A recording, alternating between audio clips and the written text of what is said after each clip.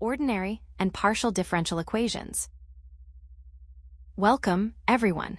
To begin today's lesson, let's quickly recap what we learned in our previous subsection. We established that a differential equation is simply an equation that involves derivatives. Now, as we move forward, we can't just treat all these equations the same way. To study them effectively and apply the right solving techniques, we must first understand how they are classified. The most important thing to remember is that the primary way we classify these differential equations depends entirely on the number of independent variables involved in the equation. Keep this in mind, because in the next slide, we are going to define exactly what we mean by independent and dependent variables. Fundamental terms. Now, before we dive into the different types of equations, I want us to take a moment to quickly recall two fundamental terms that are essential for everything we are about to discuss. First, we have the dependent variable. You can think of this as the main variable that is being changed or differentiated. It is the variable we are interested in tracking, and it is usually denoted by the letter y or the letter u. Second, we have the independent variable. This is the variable with respect to which the differentiation is actually performed. It is the driver of the change, and we usually denote it using the letter x or the letter t. Keeping these two roles distinct in your mind is crucial, because as we move to the next slide, you'll see that the only difference between an ordinary and a partial differential equation is simply how many of these independent variables are involved. Ordinary differential equations, ODE. Now that we have refreshed our memory on what dependent and independent variables are, let's move on to our first major classification.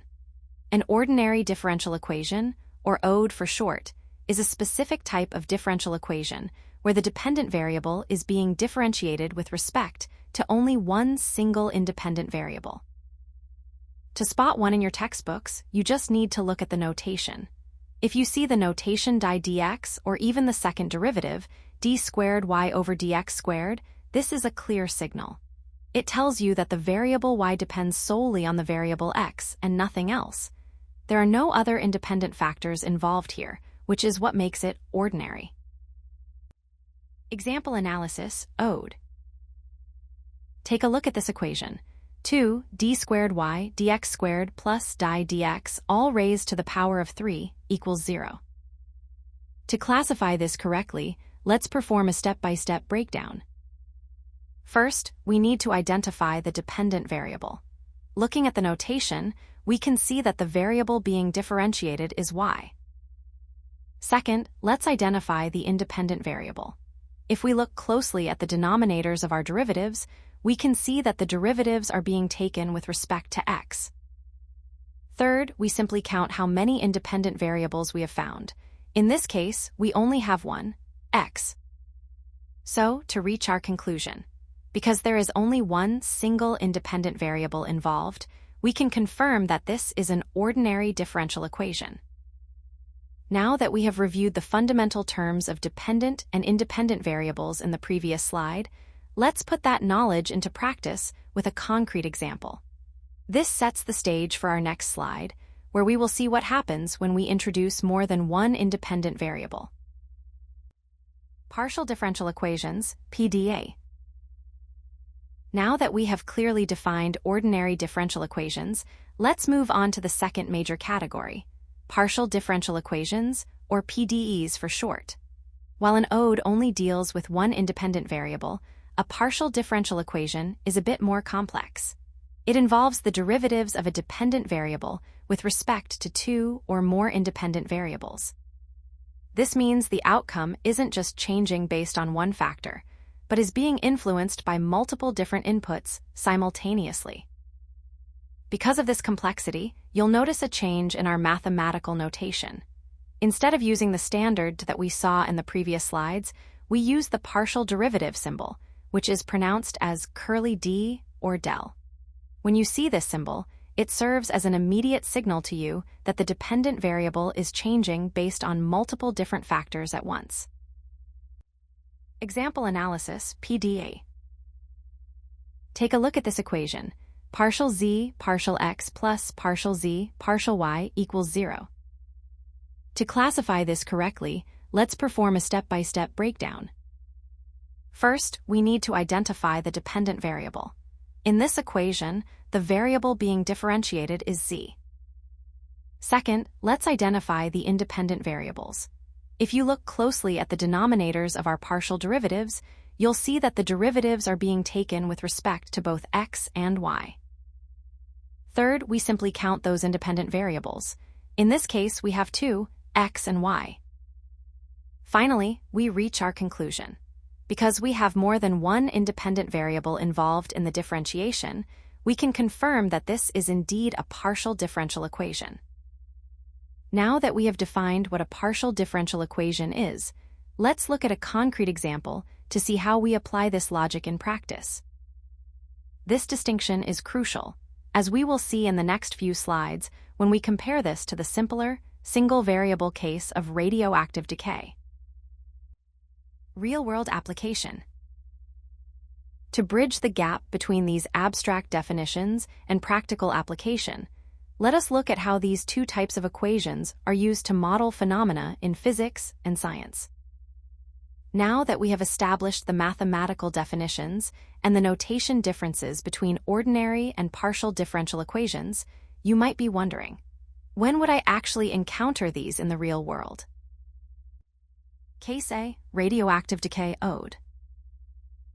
Think about a radioactive substance. The rate at which it decays, meaning how fast it disappears, depends only on the amount of the substance that is currently present at a specific time, which we will call t. If we write this out as a mathematical equation, we get dN over dt equals negative lambda n. Let's break this down using the steps we practiced in our previous examples. First, our dependent variable is n, which represents the amount of the substance. Second, our independent variable is t, representing time. Now, look closely at the derivatives. Since the change in n is being measured only with respect to a single variable, time, we can conclude that this is a classic example of an ordinary differential equation, or an ODE.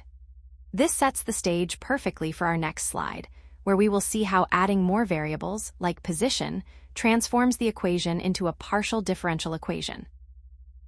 Now that we have seen the theoretical definitions, let's look at a concrete real-world application to see how these classifications actually play out in science. On this slide, we are looking at Case A, radioactive decay. Case B, heat distribution in a metal plate, PDI. Now, let's move from the simple case of radioactive decay to something a bit more complex to see a partial differential equation in action. Imagine you have a metal plate, and you want to track the temperature at any specific point on that plate. Unlike our previous example where things only changed with time, here, the temperature, which we'll call U, isn't just about when you check it, but also where you look. It depends on the horizontal position, x, the vertical position, y, and the time, t. If we look at a simplified version of the heat equation, it is written as partial derivative of U with respect to t equals alpha, multiplied by the quantity, partial second derivative of U with respect to x squared, plus the partial second derivative of U with respect to y squared. Let's break this down just like we did in the previous slides. First, our dependent variable is U, representing the temperature. However, look at the derivatives. We are differentiating with respect to time, x, and why this means we have three independent variables: time, horizontal position, and vertical position. Because we are dealing with more than one independent variable, we classify this as a partial differential equation, or a PDE. This is a perfect example of how physical phenomena in a 2D space require more than just an ordinary differential equation to describe. Scope of study. Now, before we move on to our summary and some important tips, I want to clarify something very important regarding your syllabus. For the purpose of your grade 12 NCERT curriculum, you should note that whenever you encounter the term differential equation used on its own, without any further description or qualification, it is specifically referring to ordinary differential equations, or ODEs. This means that for our upcoming lessons and your upcoming examinations, our primary focus and our entire study will be centered on ordinary differential equations. So, while we have learned to distinguish between ODEs and PDEs today, you can rest assured that our journey ahead will be dedicated to mastering the ODEs. Key takeaways. First, remember that an ordinary differential equation, or ODE, is characterized by derivatives that are taken with respect to only one single independent variable. When you are looking at the notation, you will see the standard denotation, such as y, dx, which tells you that y depends solely on x. On the other hand, a partial differential equation, or PDE, involves derivatives with respect to multiple independent variables. You can immediately spot these because we use the curly, partial symbol, like partial u, partial x, indicating that the variable changes based on several different factors. Finally, the golden rule for identification is this: whenever you are presented with an equation, do not get distracted by the powers or the complexity of the terms. Simply look at the derivatives and count the number of independent variables involved. That count is what determines the classification. All right, let's bring everything together. We have covered a lot of ground today, so let's summarize the key takeaways to ensure you have a solid foundation before we move on to the common pitfalls in the next slide. Common mistakes. Now, before we conclude our session, I want to highlight a few common pitfalls that students often encounter when classifying these equations. Please pay close attention to these, as they can make or break your accuracy in exams. First, be careful not to confuse a power with an independent variable. I have seen many students look at an algebraic term, like x squared, and mistakenly think that the exponent represents an additional variable. Remember what we discussed in our earlier examples. The number of independent variables is determined solely by the derivatives present in the equation, not by the algebraic powers or exponents attached to the terms. Second, watch your notation very closely. Do not confuse the standard used in ordinary derivatives with the curly, partial symbol.